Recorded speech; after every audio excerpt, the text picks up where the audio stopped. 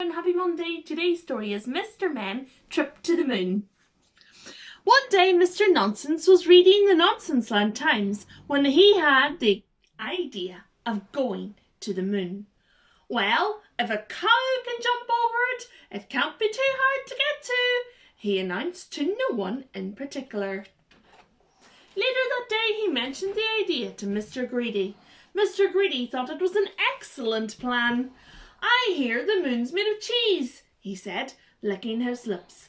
"I like cheese." But Mr. Greedy did put Mr. Nonsense straight about one thing. It's a very long way away. So they went to see Mr. Clever. "What we need is a space rocket," explained Mr. Clever. "A space rocket is something I've always wanted to build." "Will that be very difficult?" asked Mr. Nonsense. "Well, it is rocket scientist, so the answer is yes," said Mr. Clever, who rather likes to show off. While Mr. Clever built the rocket, the other two set about choosing fellow astronauts to travel with them. Mr. Nosy could not go because, well, the space helmet would not fit over his nose. Mr. Tickle and Mr. Tall could not go because neither of them could fit into their spacesuits. And little Miss Splendid refused to take off her hat, which was no good at all.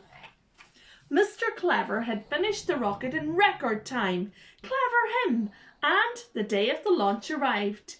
10, 9, 8, 7, 6, 5, 4, 3, 2, 1, blast off! But nothing happened.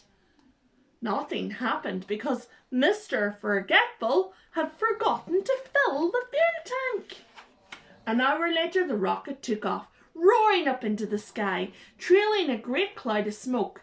It rose higher and higher into the air, high above the earth, through the atmosphere and into outer space. "Oh my!" cried Mr. Worry. "I'm floating!" And so he was. And so was everyone else. "We don't weigh so much in space," exclaimed Mr. Clever clearly. "The air is much thinner up here, unlike Mr. Greedy," chipped Mr. Rude rudely. It wasn't long before Mr. Greedy began to feel, well, hungry, so he cooked some spaghetti for everyone. Perhaps it wasn't the most sensible idea. When they arrived, Mr. Nonsense was the first to walk on the moon, because it had been his idea after all, although he kept an eye out for jumping cows. It was Mr. Worry who discovered strange footprints on the surface of the moon, which he followed, while worrying he was about to bump into a space alien. He was rather relieved to find it was little Miss Scary walking on her hands.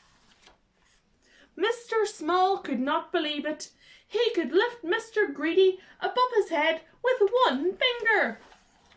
Everyone had a wonderful day on the moon.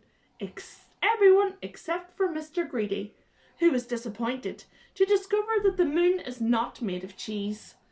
"I told you so," said Mr. Clever, something that Mr. Clever never tires of saying.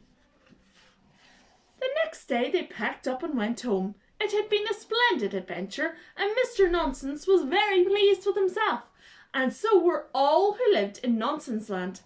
All except one. "Go to the moon? What nonsense!" said the cow. The end.